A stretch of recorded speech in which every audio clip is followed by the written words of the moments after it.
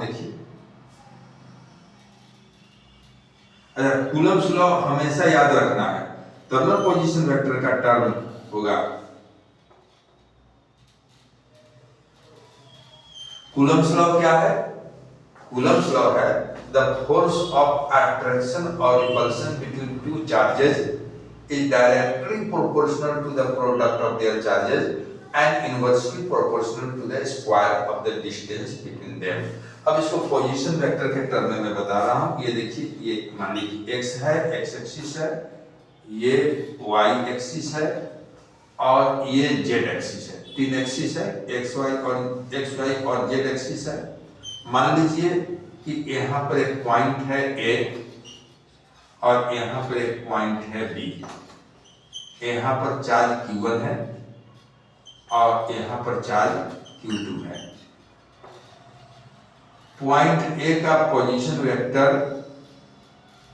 O से O0 0 0 लिखूंगा, position vector R1 मानेंगे, और पॉइंट बी पर जो Q2 चार्ज है इसका पोजीशन वेक्टर हम R2 मानते हैं।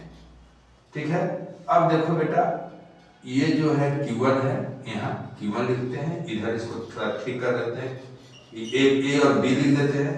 अब देखो, ये पोजीशन वेक्टर जो है इसको ऐसे मैं एरो दे देता हूँ, ए बी को ऐसे एरो दे दूंगा। अब देखो लिखूंगा, let vector OA equal to R1 और vector OB equal to R2।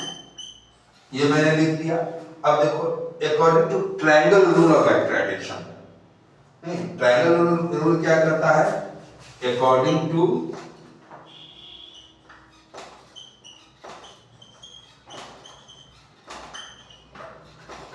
Triangle rule of vector addition,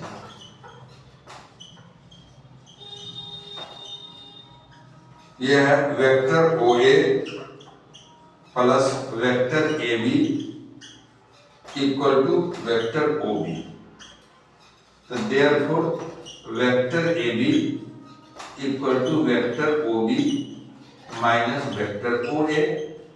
तो therefore vector AB equal to vector R2 minus vector R1। ये हो गया। ये ट्रायंगल रूल है कि when two vectors are represented by two adjacent sides of the triangle in the same order, then the sum of these two vectors will be represented by the third side in opposite order. In this triangle OAB, vector OA plus vector AB equal to vector OB. So therefore vector AB equal to OB minus OA। ठीक है, अगर हम इसका opposite लिखेंगे BA तो उलट जाएगा, vector R1 पहले हो जाएगा, R2 बाद में हो जाएगा। ठीक है, ये डायरेक्शन के लिए हुआ और डिस्टेंस वेक्टर लिखने के लिए हुआ। अब देखिए, अब मैं लिखता हूँ पुनः वही, जैसे इधर Q1 पर जो Q2 के द्वारा फोर्स लगेगा इसका नाम हो गया F12, और इधर जो इस पर फोर्स लगेगा इसका नाम हो जाएगा F21। हो जाएगा। तो मैंने पिछले क्वेश्चन में माना ही था, तो मैं डायरेक्ट भी लिख सकता हूँ। ये वेक्टर F क्या हो जाएगा भाई? वेक्टर F12, जरा सोचिए, वेक्टर F12 हो जाएगा 1/4 pi epsilon not. Q1 Q2 तो लिखूंगा ही, और ये इन दोनों के बीच का जो डिस्टेंस है वो मैं BA लिखूंगा, वेक्टर के फॉर्म में लिखूंगा, ऐसे मोड लगा दूंगा, BA mode BA vector BA का होल स्क्वायर, यहाँ BA कैप डालूंगा ऐसे। लेकिन अभी मैं BA का वैल्यू, वेक्टर BA का वैल्यू नहीं बैठाऊंगा, एक लाइन इसको और बढ़ाऊंगा मैं, वेक्टर F12 इक्वल टू 1/4 पे एप्सिलॉन नॉट के बदले K का प्रयोग मैं कर देता हूं जगह की कमी के कारण, और Q1 Q2 बाई, इसको मैं लिखूंगा मोड वेक्टर BA का होल क्यूब, और इसको मैं वेक्टर BA बता रहा हूं। कैप हट गया। कैप क्यों हटा? मैं इसको ये बता रहा हूं कि कोई भी वेक्टर r कैप जो होता है तो मान लीजिए तो vector r by mod vector r लिखा जाता है किसी भी वेक्टर के लिए। अगर हम वेक्टर a कैप लिखते हैं तो इसको लिखेंगे vector a by mod vector a, ठीक है।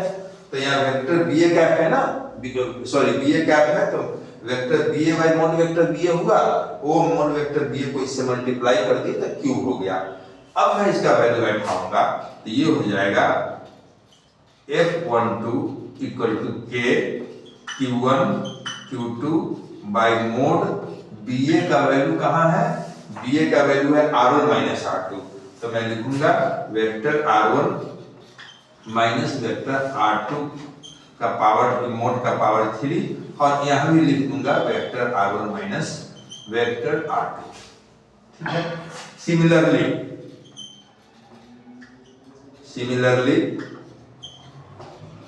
वेक्टर F21 हो जाएगा k q1 q2 by mode, ये उलट जाएगा r2 माइनस r1 का होल क्यूब और ये हो जाएगा vector r2 minus vector r1, उलट हो गया।